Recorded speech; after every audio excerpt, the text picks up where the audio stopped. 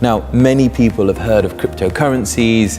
Cryptocurrencies have gone up and they've gone down. You've heard of stories, people making millions, if not billions out of cryptocurrencies, and other people losing whole fortunes, their family's wealth, just by trading in speculative Bitcoins. If we take this as an example, this is $100 bill from the US. Why do you trust that? If I gave you $100, why would you trust it? Because everybody else trusts it? Because it's from a central bank?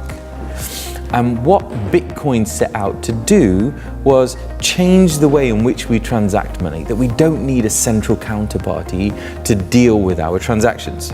This is an abstract from the white paper that was written by Satoshi Nakamoto, the creator of Bitcoin, whoever he, she, they are.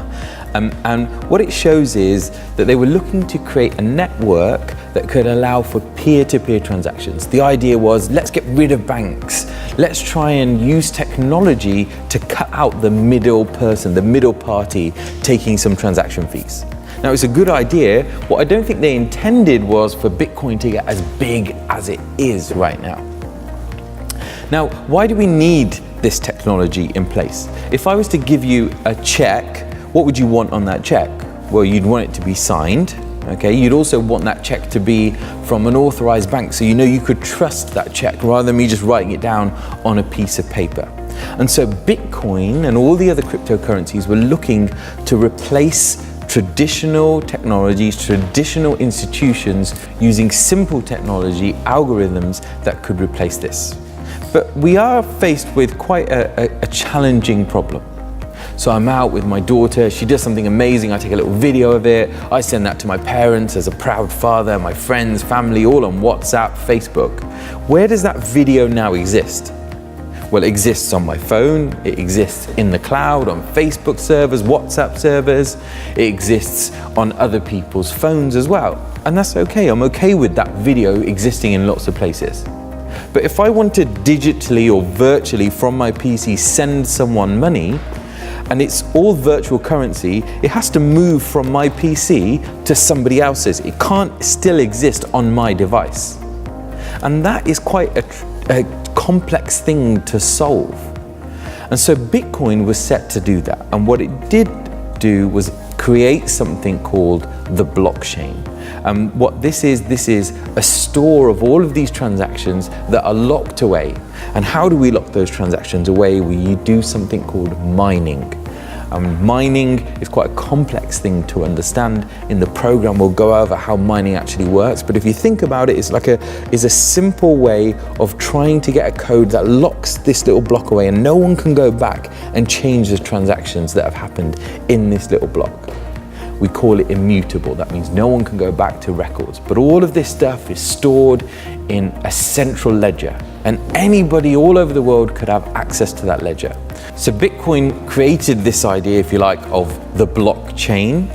And within a block, what we're trying to do is lock off transactions. And we lock these transactions off when there is something called consensus, i.e. loads of people are looking at that blockchain, loads of people are looking at those transactions. And if the majority of the people say, oh yeah, we all agree on those transactions, then we can say, yep, those transactions actually happened.